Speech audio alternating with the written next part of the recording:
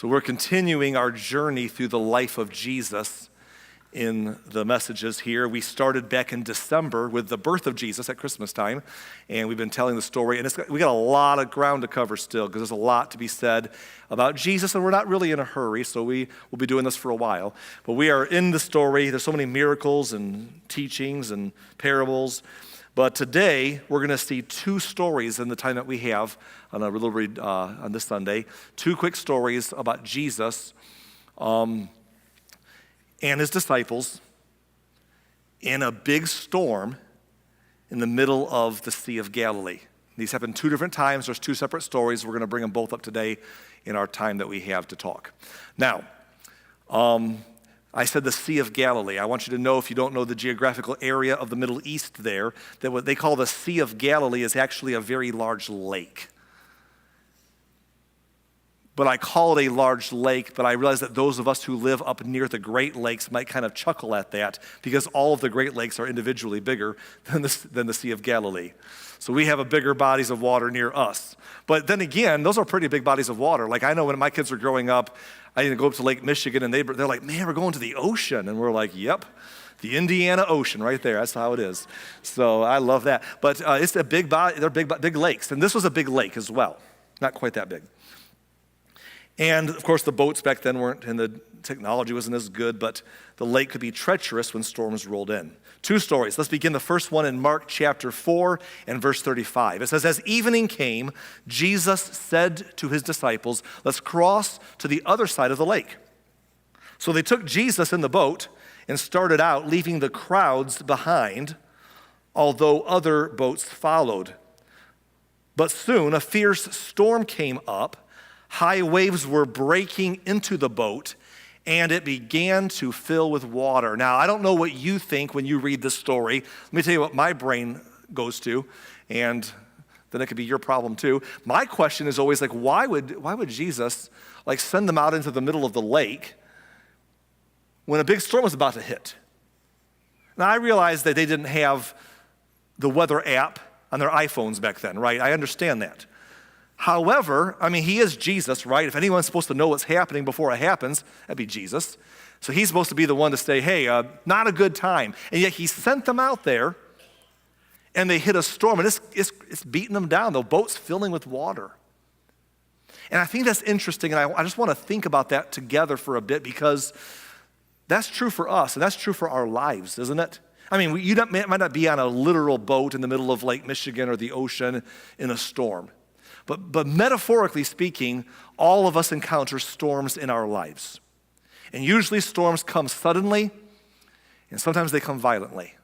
And our storms could be financial crises, they could be health setbacks, they could be relational devastation, they could be loss of something or someone dear to us. They could be, I don't want to put categories around it because you know what your storms have or do look like. But when storms come, sometimes we may ask the same question, especially as people of faith, like, Lord, I'm following you. I'm trying to do what's right. I'm trying to live a life of faith and do your will. Why did this come into my life? Like, if I'm following Jesus, shouldn't it go better than this?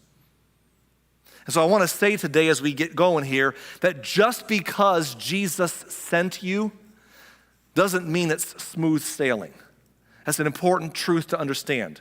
There are groups of people within broader Christianity that embrace what sometimes is referred to as a prosperity gospel, which is the idea that if you have enough faith or believe or do the right thing, that you'll become rich and popular, and everyone will do what you want them to do, and life will be easy peasy because you're a person of faith.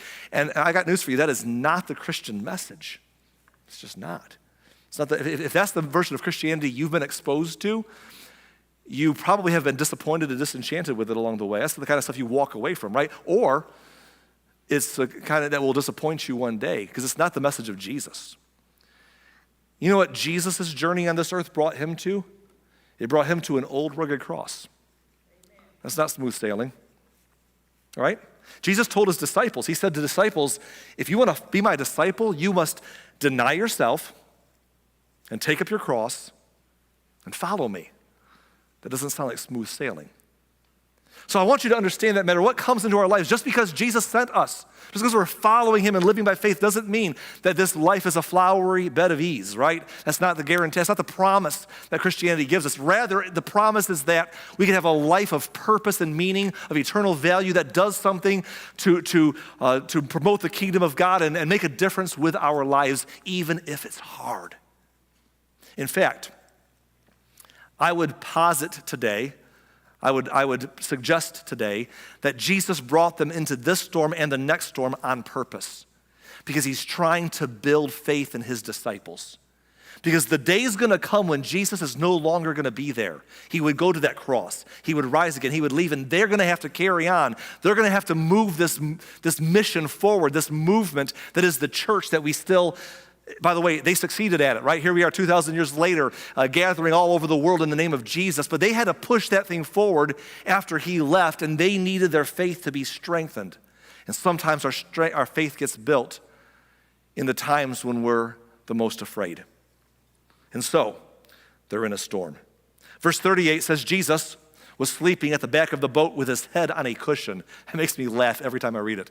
Like, how do you sleep through this? I mean, the boat's filling with water. I mean, the cushion's got to be wet, I can't imagine. This is not a yacht, or this is a boat they're crossing the lake in, and he's asleep. Now, I believe if you've been following with us the past many weeks, Jesus is pretty exhausted.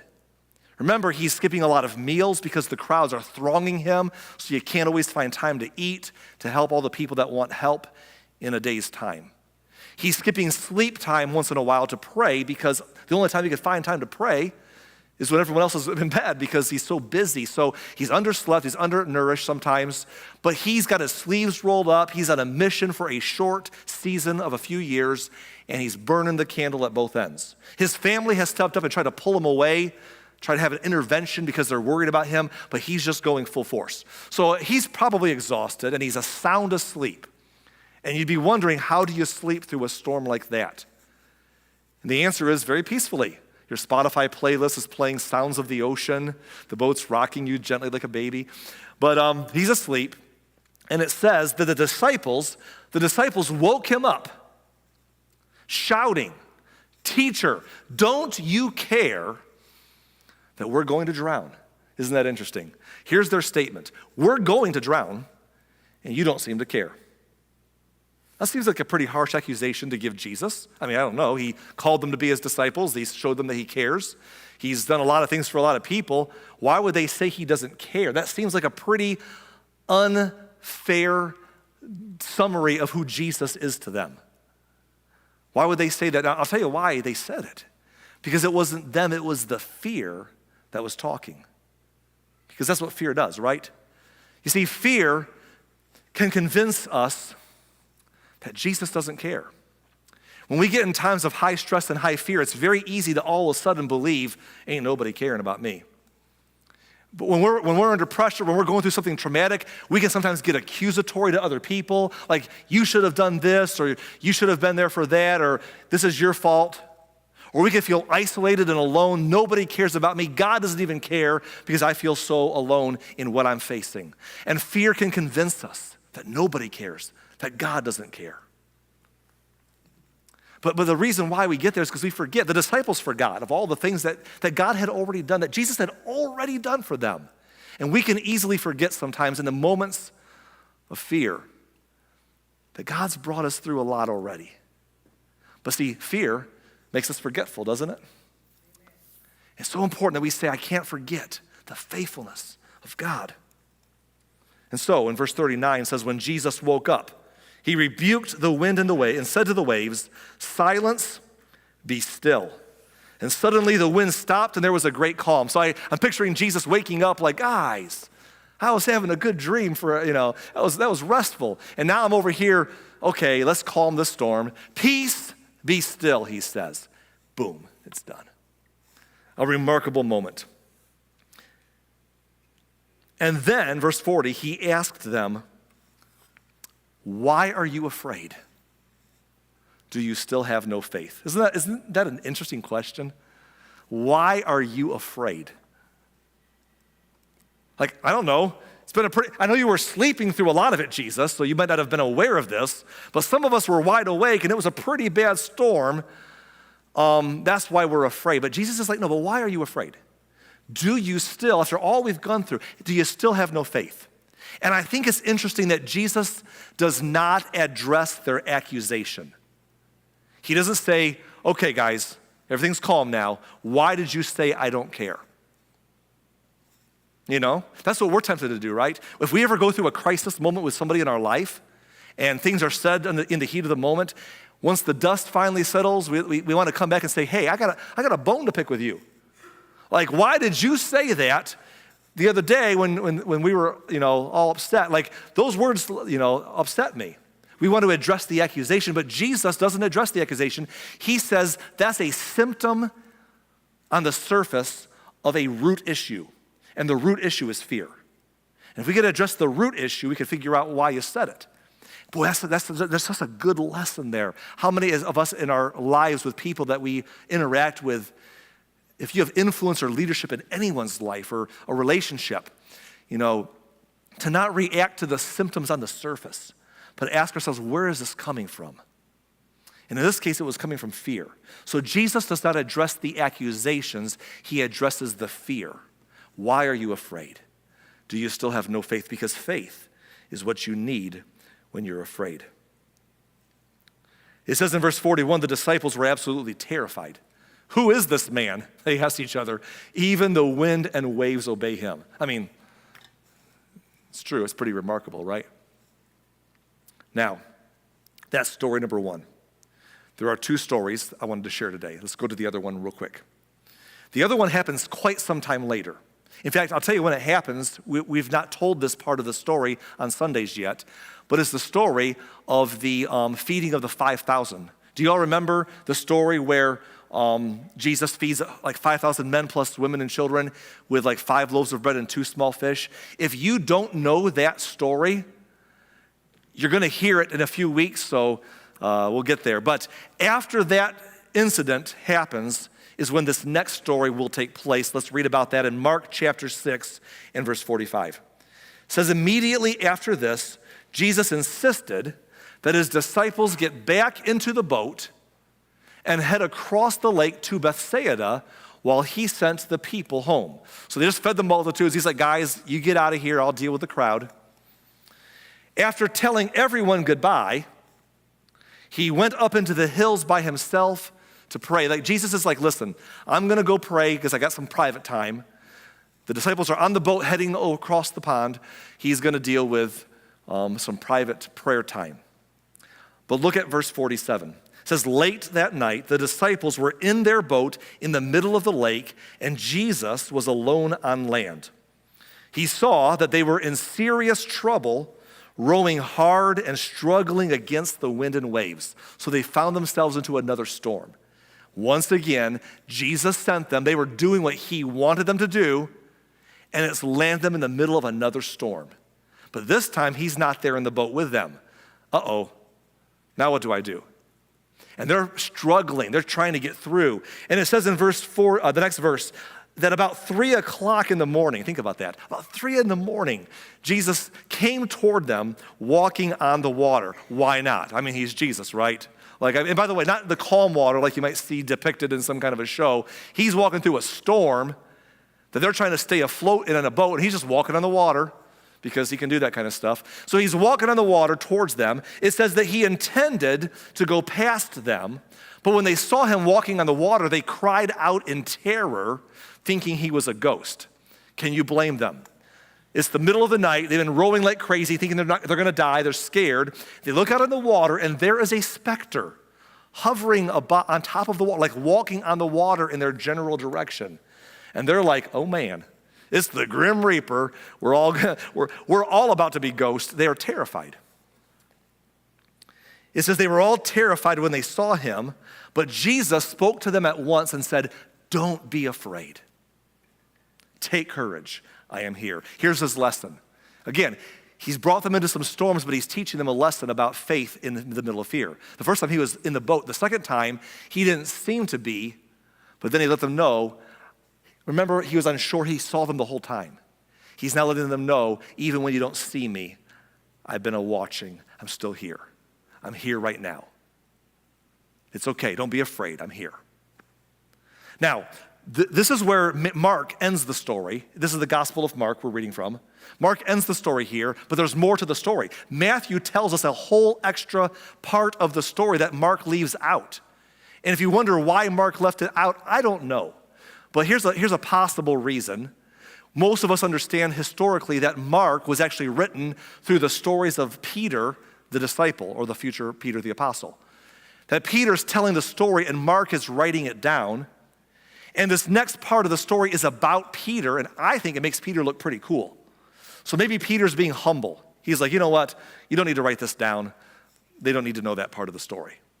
So Mark doesn't write this down. But Matthew, the former tax guy, who's all about the details, Matthew says, I'm going to write this down so everyone sees it. So let's flip over real quick to Matthew chapter 14, beginning with verse 28. Now, what's happened is Jesus is standing outside the boat. It's 3 o'clock or so in the morning. The storm is still raging. They see him. He says, guys, don't be afraid. It's me. I'm here. And this is what happens next, according to Matthew. Verse 28. Then Peter called to him, Lord, if it's really you, tell me to come to you walking on the water. Now that's strange. I think if it was me, if it was you, I think these would be my words. Lord, if it's really you, can you tell the storm to stop again? Like, that was really cool the last time when you said, peace, be still. Would you mind saying those words again? Because this is pretty crazy out here.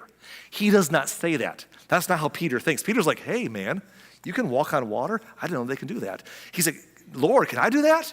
If it's you, can I come out there and walk on the water with you? Now, that's Peter. You got to know Peter. Like, he is already a leader, and he's going to be a future leader amongst the early church and the disciples once Jesus was gone. But early on, he's kind of brash. He's growing, okay? I mean, Peter was the one who would speak up first, usually. Sometimes that was good. Sometimes that was not good. He would pull a sword out sometimes to fight when Jesus didn't want him to. He would get close, but then deny Jesus at another time when he was afraid. He was shooting from the hip sometimes. And Peter, in this moment, says, I want to walk on water. Who else would think that way? Peter. Verse 29, yes, come, Jesus said. So Peter went over the side of the boat and walked on the water towards Jesus. And I don't want to belabor this point, but I've been reading this all week preparing for the sermon, and that verse blows me away every time. Like, it's the middle of a storm in the middle of the night. They're just trying to keep the boat afloat so that they don't drown. And it says, so Peter went over the side of the boat, just plop, and walked on the water towards Jesus. I mean, that's cool. And again, not during calm water. It's not like we're in Cedar Lake and someone showed us a trick that we could do something cool on the water. So we thought, well, I'll try, and if it doesn't work, I'll just swim back to the boat. This is a storm in the middle of the night, and Peter's like, sure. And he gets out and he's walking on the water. Like, you can't do that, but it's Jesus, and so he can. He's walking on the water towards Jesus. You realize that nobody has ever walked in the water, humanly speaking, apart from Jesus and Bruce Almighty. Nobody else has managed to walk in the water but Peter. And so anyhow, it says in verse 30, but when he saw the strong wind and the waves, he was terrified and he began to sink. Save me, Lord, he shouted. What happened to Peter? Peter's in the water, and as he is making his way, he's away from the boat, so he's not safe anymore, doing the miraculous. Suddenly, maybe he feels the splash of the water hit his body or his face.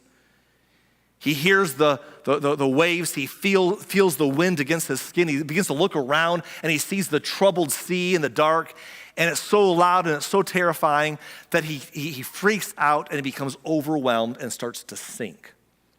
And if that is not relatable to our lives, I don't know how many times I know I have gone through storms and I was doing just fine until I got looking at the wrong thing. When Peter got his eyes off of Jesus is when he got into trouble. I can tell you from testimony, there have been times in my life when I've gone through some storms. And I kept my faith was strong. I kept my eyes on the Lord. And people would say, man, this is a tough thing you're going through. And I'm like, it's not that bad because God's got me. Or I look back afterwards and say, that was pretty bad. It didn't seem so bad because I always knew that God was with me. I had my eyes on him. However, there have been other times when I was going through a storm, and all of a sudden I get my eyes off of the Lord and my eyes off of my faith. I'm just confessing here. And I begin to look at all the problems and all the storms and all the things that are happening. And when I look at those things, it's when I get into trouble. So when we all get into trouble, that's when we say the thing we shouldn't say. That's when we react in fear. That's when we let our choices cause us to panic and we find ourselves in over our heads. Isn't it interesting that the only difference was what you're looking at? When Peter was looking at Jesus, when we're looking at Jesus, when that's what we're staring at, it seems big. He seems big. Our faith seems big. And all the problems around us are peripheral. But when we get our eyes on all of the problems and the troubles of our lives and we're looking at them, they seem big. That's where our focus is at. When we're looking at all the struggles, our faith seems peripheral. And our Lord seems peripheral. And what you're looking at is what seems daunting. And when Peter got his eyes off the Lord and looked at the storm, he sank. But what does he do? He does the right thing. He says, "Save me, Lord." He instantly turns back when he knows he's in trouble. "Save me, Lord," he shouted. And it says in the next verse that Jesus immediately reached out and grabbed him. I think Jesus was already making his way to Peter when that moment happened. And as soon as Peter's like, "Lord, help," he's like, "I got you." And then he says this to Peter, "You have so little faith. Why did you doubt me?" Now, this is my opinion. This is a little Arlenology, if I can coin that term today.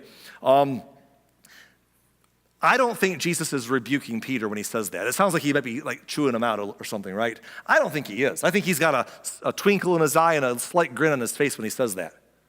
Because let's be honest, Peter did not have a little faith. He had a lot of faith.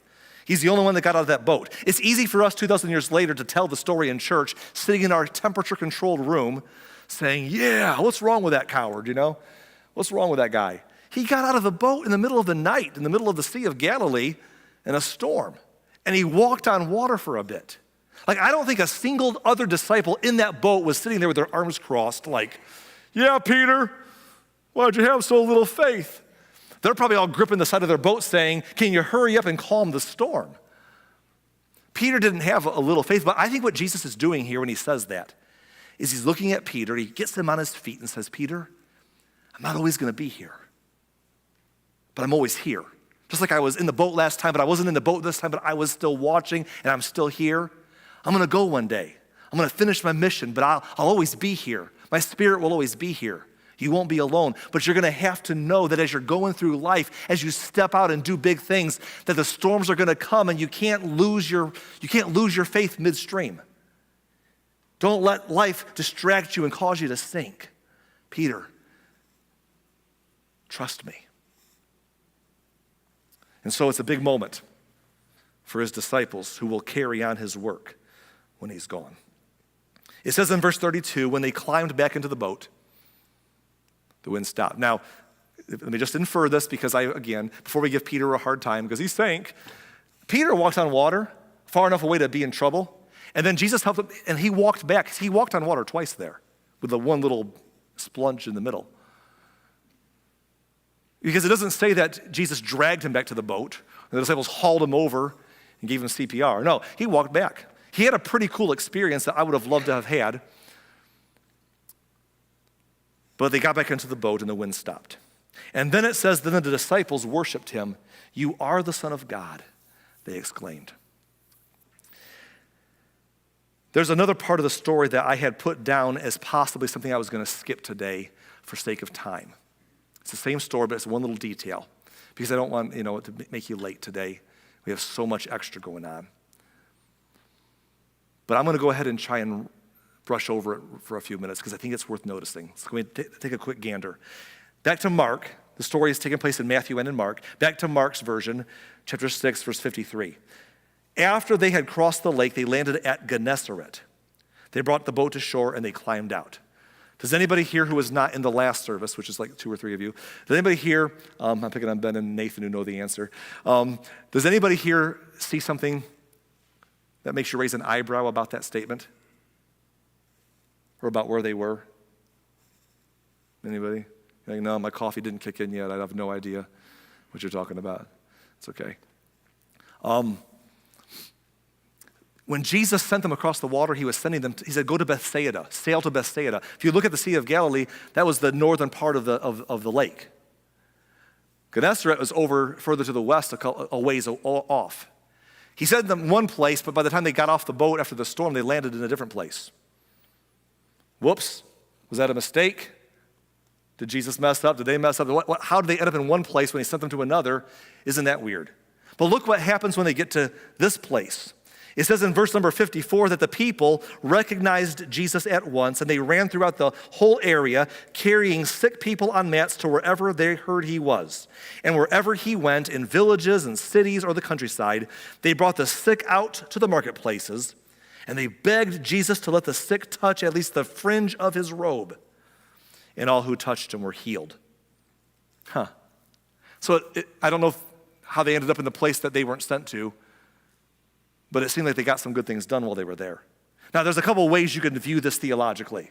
You could view it that Jesus always knew they needed to go here, but he figured if he sent them to Bethsaida, the storm would take them where he wanted them to go, so it was always his plan because he's who he is. Or you could take the argument that the storms of life just took them off course and they ended up somewhere different than intended. And people can get really picky about how you parse God's hand in these things. Here's my takeaway. I think if they would have landed in Bethsaida, they would have done a lot of cool stuff there too. But they ended up here, and they did a lot of cool stuff there. Here's what I want you to think about. In your life, and this is why I wanted to take the extra time to add this. In your life, you're going to go through things. You're going to go through storms, and things are going to happen in your life where, and many of you could testify right now, where life is going to take you to a place that you never intended it to take you. Like you thought you're going one place, and you ended up in another. Or you thought you were going one place and you were a person of faith and you're thinking, I'm going to follow Jesus and life's going to unpack for me and this is how it's going to look like. And then life has taken you somewhere completely different that you never intended to go. And you find yourself saying, how did I get here? And however you wrestle that down theologically, whether it's God always intended for me to be here, or whether you want to say, I ended up here because of my choices or someone else's choices, or just life happened and storms took me where I wasn't supposed to go. It doesn't matter what the reason. You can debate that. People can debate that stuff. Here's what I want to say to you. Wherever you find yourself in life, you can do some good. You can do some greater good for the kingdom of God, for the glory of God. If we'll live by faith, where God takes us to, there is opportunity. Where we find ourselves, there is opportunity to advance something greater than ourselves, to live for something bigger than ourselves, to touch some lives where we are that we could not touch if we were not there. So take where you are and say, God, you have me where I am, or life has brought me where I am. Where do I go from here? How do I serve you? What can we accomplish for your glory? Because there's opportunity there. It may be opportunity you would have never had life not unpacked the way it did. Serve God from where you are. But you know what that takes? That takes faith. And that's the whole point of the story today, faith. You see, faith overcomes fear. Now, if you look at your eyes off your faith and look at your fears, the fear can overcome faith. But when we look at what we believe and we get our eyes on the promises of God and the presence of God, faith can overcome and will overcome our fears. And so I want to give you a statement to take home, an affirmation that I want you to take home with you and speak it into your life whenever it's needed. It goes like this. When I'm afraid, I will remind myself, God is with me, and he is in control. That's it. Write that down, take a picture of it if you need to, but take that home with you. When I'm afraid, I will remind myself, God is with me, and he is in control. I'm going to tell you, in the seasons of my life, in the storms of my life, where I have practiced that, it has served me well, and where I have not, it has caused me struggle. I can remember, I said this earlier today, I remember a dozen years ago, I led our church in our former location, I led our church through a major season of transition. It was so big, it was so daunting, it doesn't always work out, and it was a storm by any definition. The hardest things I've ever done in my entire life. I remember praying in the months that followed, Lord, I feel like I'm in the middle of a storm. But I said, as long as you're with me, I can handle the storm as long as you're with me. If you're in the boat with me, we'll be okay. Look, I'd rather have him with me than have smooth sailing without him there. And he's there. So I'm like, God, if you're with me, I'll be okay. I'd love for the storm to stop, but that's not my main prayer. Here's my prayer. God, help me remember that you're with me. Because if God is with me, when you're afraid, remind yourself, if God is with me, God is with me. God is with me and he is in control. I want us to say that last part together. Can you say it with me? Ready? God is with me and he is in control. That's good. Let's say it one more time. Ready? God is with me and he is in control. Listen, faith overcomes fear.